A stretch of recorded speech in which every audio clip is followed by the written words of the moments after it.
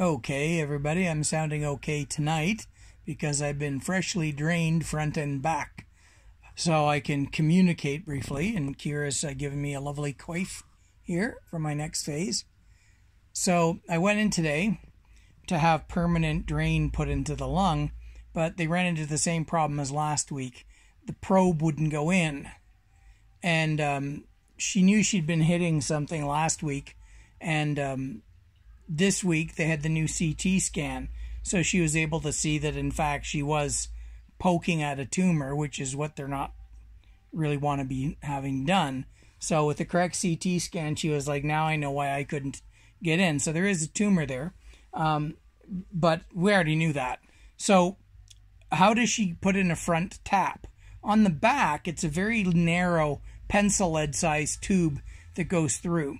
But on the front, they're going a little bit bigger bore on it. And it's just here, like just offside. I'm not going to lift my shirt and show you, but I can reach the spigot, right around about there under the shirt.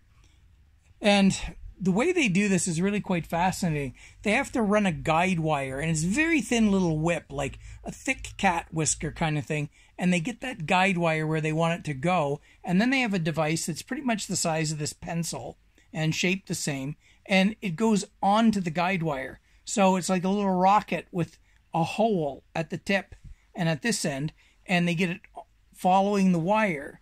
And what it's for is like basically a skin reamer.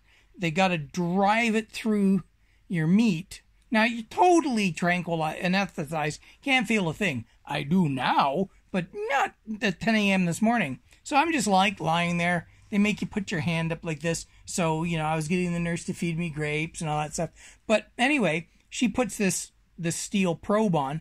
And I guess its job is to just create a punch through your skin. So then when she takes a little flexible tube, she can then slide it through. Because they want a really tight. They can't just like chop a hole in you 3 inches deep. Because, they're going through about that much meat and everything to get all the way into that space.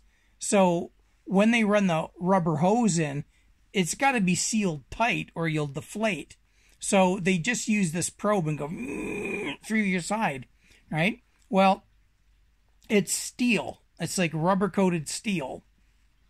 So she's tapped the hole to the correct size because this is all highly regulated.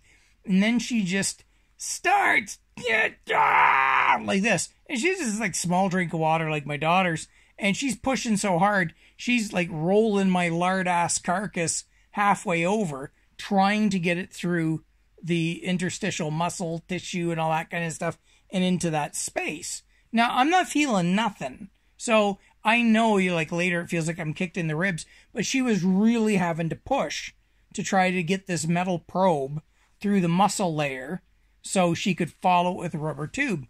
And after a couple of minutes, she pulls it out. And the steel shank was all bent like, a cartoon. And she pulls it out of my side and she looks at it and she goes, "What the hell are you made of?" And I'm like, well, once upon a time I was muscular, but I've buried it in a layer of fat. And she goes, "No, this is still there." So she bent a steel probe trying to get it through my rib cage muscles. So that's got to be a little bit of old John Colati in my construction. Same thing happened on my back. Another doctor was like, "I bent the probe. You got a lot of muscle under here." And I'm like, yeah, I just caramelized it with human blubber. So anyway, unfortunately, all she got was one big squirt that like covered her apron. And it was all blood and actually tumor chunks. So the front, there's a tumor up here, and that's where it's definitely reminded me of Keith. Like it was chunky red going into there, but not much. So I've got 2 separate fluid pouches now, one up front, one out back. She tapped the back, and then we got the 2.5 liters. So I've actually got 2 separate spigots on me now for draining, and then I should be getting a public health nurse to come in and tap it out. But when no one's looking, I just turn on the tap and let the dogs clean it up. No, you can't open the taps because air will go in and your lung will compress. So they have to suction it out. So if the nurse doesn't come in the next day or two, I'm going to use a shop vac. and just, you know, if anything that comes out that shouldn't, I can just poke it back in. But anyway, I've apparently got some adamantium inside because the doctor bent a steel probe trying to pierce my muscles around my rib cage. I think it's all the x-rays. I'm looking a little green. Could it be? I don't know.